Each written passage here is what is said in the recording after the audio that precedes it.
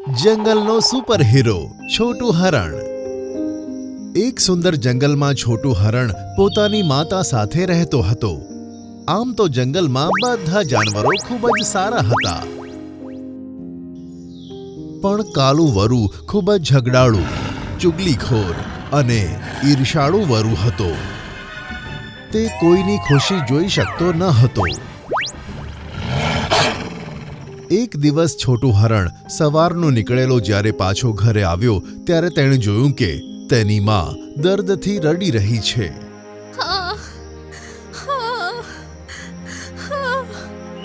અરે બાપ રે! અરે મમ્મી, શું થયું? તને આ પગમાં કેવી રીતે વાગી ગયું?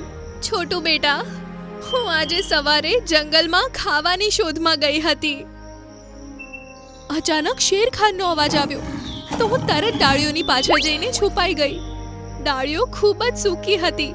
હું તેમાં ફસાઈ ગઈ અને હું જ્યારે પોતાને નીકાળવા ગઈ ત્યારે આ સૂકી લાકડી મારા પગમાં ઘૂસી ગઈ અને આટલું બધું વાગી ગયું. ઘણી મુશ્કેલીથી ઘરે તો પહોંચી ગઈ, પણ હવે દુખાવો સહન નથી થઈ રહ્યો. આ સાંભળીને છોટું હરણ હેરાન થઈ ગયો. મમ્મી, હવે આ ઘા કઈ રીતે સારો થશે? શું તેની કોઈ દવા નથી? હાય, હા દવા તો છે, પણ આપણે તેને લાવી નથી શકતા. તું આમ કેમ બોલી રહી છે મમ્મી? કાળા પહાડ પર ઉગવાવાળું વાદળી ગુલાબ જ આ પ્રકારના દુખાવાને મટાડી શકે છે, પણ તે પહાડ પર જશે કોણ? તે પહાડ ઉપર ચઢવું અશક્ય છે અને ઉડવાવાળા પક્ષીઓ સાથે આપણી કોઈ ઓળખાણ નથી જે આપણા માટે ત્યાં જાય. પણ મમ્મી, હું તને આમ દર્દમાં દુખી નથી જોઈ શકતો. હું કોઈ પક્ષી સાથે વાત કરું છું, કદાચ જવા માટે તૈયાર થઈ જાય. ના બેટા, તું ક્યાંય ના જઈશ. છોટું હરણે પોતાની મમ્મીની વાત ન માની અને ત્યાંથી નીકળી ગયો.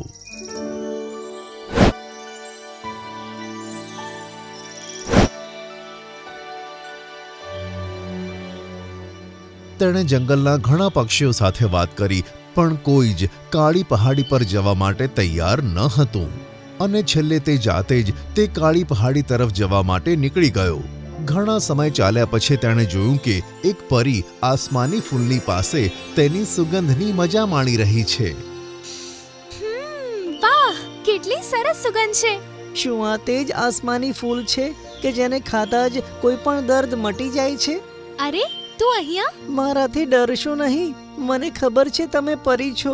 મેં વાર્તાઓમાં તમારા વિશે ઘણું બધું સાંભળ્યું છે. આ એરિયામાં પ્રાણીઓ નથી આવતા એટલે હું આશ્ચર્યચકિત થઈ ગઈ. હું પણ નહોતો આવવાનો, પણ હું ઘા સરખો કરવાવાળા આસમાની ફૂલને શોધી રહ્યો છું. તે વાદળી ગુલાબ તો તમને કાળા પહાડ પર જ મળશે, પણ તમને તે શા માટે જોઈએ છે? તમે તો એકદમ સરસ છો.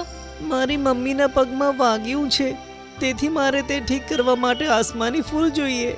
પણ તમે એક હરણ છો તો તમે પહાડ ઉપર નહીં ચડી શકો. તે ખૂબ ઊંચો છે, ત્યાં ફક્ત પક્ષીઓ જ જઈ શકે છે. પણ તમે પણ તો પક્ષીની જેમ ઉડી શકો છો. શું તમે મારા માટે તે નથી લાવી શકતા? હું જઈ આવત, પણ ત્યાંનું ઓક્સિજન એવું છે કે ત્યાં પરીઓ શ્વાસ નથી લઈ શકતી. ચારેય બાજુ ઔષધિની સુગંધ હોય છે. કદાચ મને ભગવાને પાંખો આપી હોત તો હું મમ્મી માટે જ નહીં પણ બધા માટે તે કાળી પહાડી પર જઈને તે ફૂલ લઈને આવત. સાંભળીને પરીને દયા આવી ગઈ. તારી આ ઈચ્છા પૂરી થઈ શકે છે. હું તને ઉડવા માટે પાંખ આપીશ. શું ખરેખર એવું થઈ શકે છે? હા હા, થઈ શકે છે, પણ એક પ્રોમિસ આપો. તમે તે પાંખનો ક્યારેય દુરુપયોગ નહીં કરો. હું પ્રોમિસ કરું છું. ઠીક છે. પરીએ તેની હથેળી આગળ કરી અને આપોઆપ તેમાં એક મોતી આવી ગયું. આ મોતીને તમારી પાસે રાખો. જ્યારે પણ તમે મોતીને તમારા માથે અડાડશો ત્યારે તમારી પાંખ આવી જશે અને તમે ઉડી શકશો. આ મોતી તમારા માથેથી ત્યાં સુધી નહીં નીકળે જ્યાં સુધી તમે તેને પોતે નહીં કાઢો. છોટું હરણ ખુશ થઈ ગયું અને તે મોતી તેણે પરી પાસેથી લઈ લીધું અને જેવું જ તેણે તેના માથા પર તે મૂક્યું તેને પાંખો નીકળી આવી. તારો ખૂબ ખૂબ આભાર પરી. હવે હું આ પાંખોને ક્યારેય નહીં હટાવું અને બધા જાનવરોની મદદ કરીશ. તમારો ઈરાદો સારો છે, પણ પહેલા મારી પૂરી વાત સાંભળો. આ મોતી ફક્ત દિવસમાં જ લગાવી શકાય છે. જો તમે તેને રાત્રે લગાવશો તો પાંખ બરાબર કામ નહીં કરે. તે સમયે પાંખ તને ક્યાંય પણ ઉડાવીને લઈ જઈ શકે છે અને રસ્તા વચ્ચે આપોઆપ બંધ પણ થઈ જશે, જેથી તું ધડામ કરીને જમીન ઉપર આવી પડીશ. ઓહ, એમ છે. સારું, હું તેનું ધ્યાન રાખીશ. પણ અત્યારે તો દિવસ છે અને મારી મમ્મીને વાગ્યું છે. શું હું જઈ શકું? હા હા, જલ્દી જાઓ અને તમારી મમ્મીને સાજા કરો. આભાર. હું તમને ફરીથી જરૂર મળીશ. કહીને છોટું હરણે પાંખોને હલાવી અને તે હવામાં ઉડવા લાગ્યો. તેને તો ખૂબ મજા આવી ગઈ અને તે કાળી પહાડી પહોંચી ગયો. ઘણો વખત શોધ્યા પછી તેને આસમાની ગુલાબ મળી ગયું અને પાછો પોતાના ઘર તરફ ઉડ્યો. તેને આકાશમાં ઉડતો જોઈ બધા જાનવરો હેરાન હતા. જે પણ તેને ઉડતા જોતું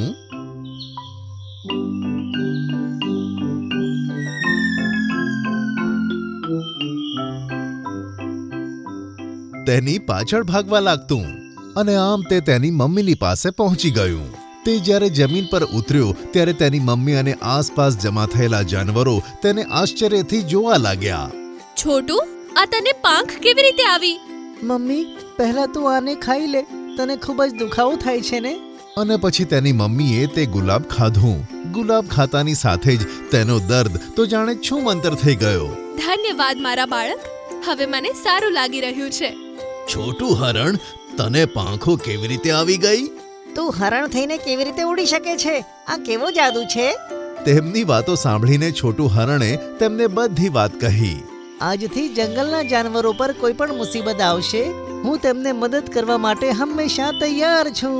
તેની આ વાત સાંભળીને જંગલના બધા જાનવરો ખુશ થઈ ગયા. તે દિવસથી તેના ઉડવાના સમાચાર આખા જંગલમાં ફેલાઈ ગયા અને કાલુ વરુએ પણ સાંભળ્યું.